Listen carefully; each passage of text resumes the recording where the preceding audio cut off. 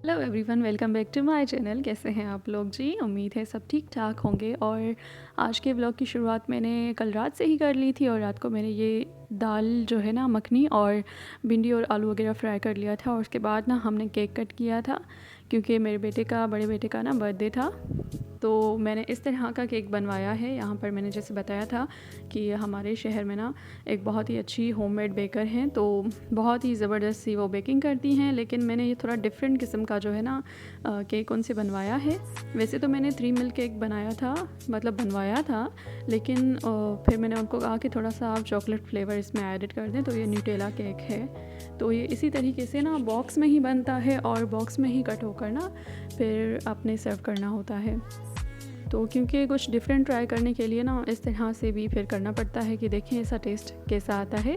और जब हमने कैंडल जलाई ना तो वो झटके से बंद हो गई क्योंकि मेरा बेटा डर रहा था ना। तो खैर अच्छा ही हुआ कि वो जल्दी बंद हो गई। और फिर हमने इस तरह से अपने बेटे का बर्थडे सेलिब्रेट किया और फिर बहुत ही मज़े से बैठकर ना केक वगैरह खाया। और बहुत ज़्यादा यम्मी था, इतना फ्लेवरफुल था ना, मतलब चॉकलेटी सा। चॉकलेट लवर्स के लिए ना बहुत ही मतलब परफेक्ट ये डिलाइट है।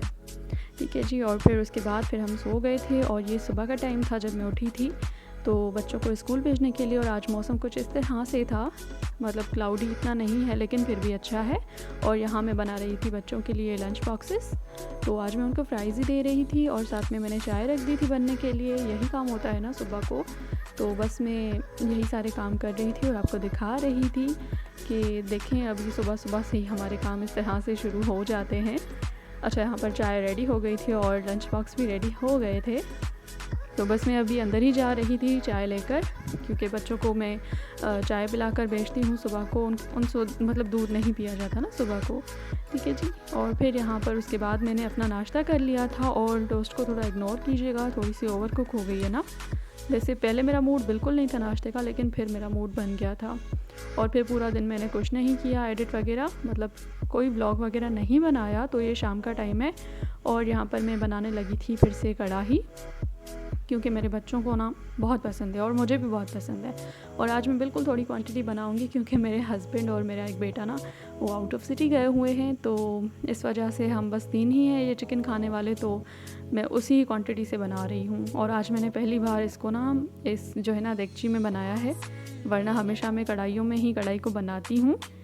तो खैर बस बहुत ही सिंपल तरीके से मैंने इसको बनाया। और इस तरह से टमेटोज़ क्योंकि बहुत अच्छे थे, रेड्स थे और साथ में बहुत नरम भी थे, तो मैंने इसी तरीके से 2 टुकड़ों में कट करके डाल दिया।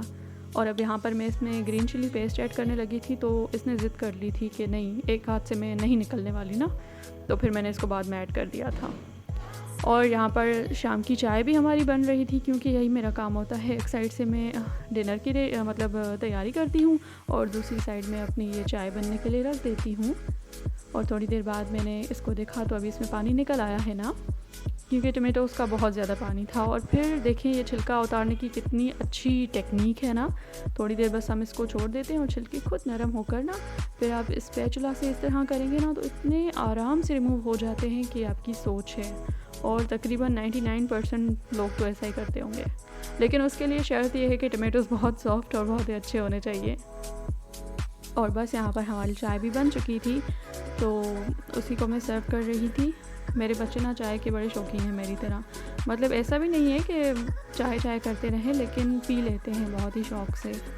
क्योंकि मैं जब छोटी थी ना तब से ही मुझे चाय की आदत है। मैं चाय बहुत पीती हूँ। बहुत से मुराद ये नहीं कि सारा दिन मेरे हाथ में मतलब चाय का कप हो, लेकिन दिन में 3 या 4 मरतबा मैं चाय ज़रूर पीती हूँ।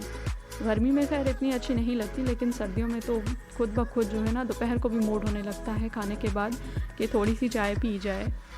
तो इस तरह से बस मैं बना लेती हूँ। लेकिन चाय के साथ ना फिर कॉफ़ी भी बहुत अच्छी लगती है सर्दियों में, वो भी मैंने बहुत पी है इस बार भी। और यहाँ पर बस कढ़ाई हमारी बनने ही वाली थी, तो मैंने चाय को अभी साइड पे रख दिया था अपनी को। तो मैंने सोचा बस इसको बूंद बना के ना तो सिमर पे रख के फिर ही अंदर जाकर चाय पीऊँगी।